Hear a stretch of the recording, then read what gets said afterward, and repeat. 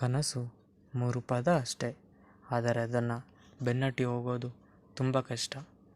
ಕನಸಿನ ಹಾದಿಯಲ್ಲಿ ನನ್ನ ಪಯಣ. ನಿಮ್ಮ YS ಕನ್ನಡಿಗ. ನಮಸ್ಕಾರ ಎಲ್ಲರಿಗೂ. ನಾನು ನಿಮ್ಮ YS ಕನ್ನಡಿಗ ಮಾತಾಡ್ತಾ ಇದ್ದೀನಿ.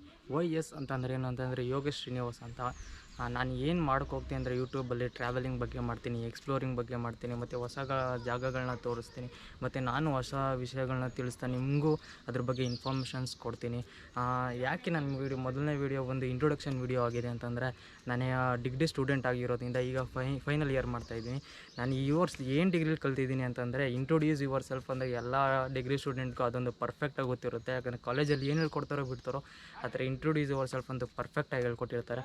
ಅದಕ್ಕೆ ನಾನು ಮೊದಲನೇ ವೀಡಿಯೋ ಬಂದರು ಇಂಟ್ರೊಡಕ್ಷನ್ ವೀಡಿಯೋ ನಿಮಗೆಲ್ಲ.